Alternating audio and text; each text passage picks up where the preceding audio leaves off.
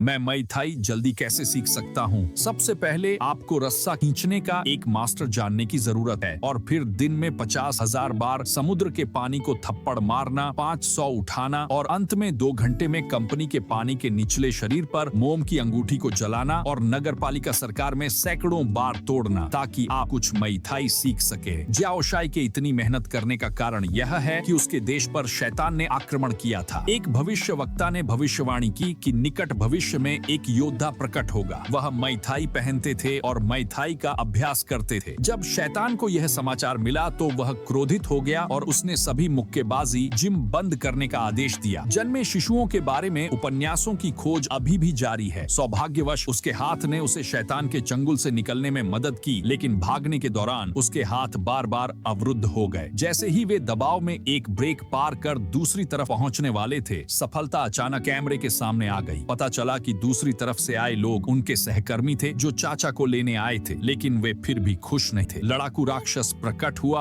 और एक बार में 3 कदम चलकर चाचा के पास आया और एक चाकू से उन्हें गंभीर रूप से घायल कर दिया। इस समय द्वितीय डिग्री रस्सी लॉक भी व्यायाम करने लगा और चाचा, जो अस्थायी रूप से नुकसान में थे, जमीन पर गिर गए। सौभाग्यवश सदैव कोई न कोई रास्ता निकल ही आता है। समुद्र तट पर बेहोश हुए 2 लोगों को वहां से गुजर रहे सिर चुराने वाले एक मास्टर ने उठा लिया। कुछ साल बीत गए और यिनशी की जियाओ शुआई बड़ी हो गई। आज तक चाचा ने जियाओ शुआई को सब कुछ बता दिया था। उन्होंने तुओतो से मई थाई सीखना शुरू किया, लेकिन इसका विवरण अज्ञात है। एक दिन चाचा के पूर्व मित्र यहाँ आए और कहा कि उन्होंने एक सेना बनाई है और वे किसी भी समय दुःस्वप्न के खिलाफ जवाबी हमला कर सकते हैं। अब अंकल युए सबसे पहले जादू उसे सौंपेंगे। यह बूढ़ा आदमी अच्छा इंसान नहीं लगता। सौभाग्य से भाभी भी खुश न है, इसलिए उसने कहा कि लाओ लियू रात में पैसे के स्टॉल पर आया था और कुछ करना चाहता था। उसने देखा कि वह छाया रेखा पर क्लिक कर रहा था और कोई व्यक्ति हवा में सलामी दे रहा था। बड़ी संख्या में बुरी आत्माएं झुंझुआंग में घुस आईं और जियाओशी और अन्य लोगों को घेर लिया और युद्ध छिड़ने वाला था। सौभाग्य से ज्यूकै और अन्य भी खुश न थे और वे जल्दी से एक राक्षस टीम में बदल गए और तितर बितर गए। लेकिन इस समय एक लड़ाकू दानव आया और उसने चाचा को एक मुक्का मारकर जमीन पर गिरा दिया और फिर वुटो फावड़े से युद्ध किया। उसी समय चाचा ने अपनी पूरी ताकत लगाकर कलाकृति को जियाओशु को सौंप दिया और उसे जल्दी से भागने के लिए कहा। खतरनाक आदमी शैतान चाचा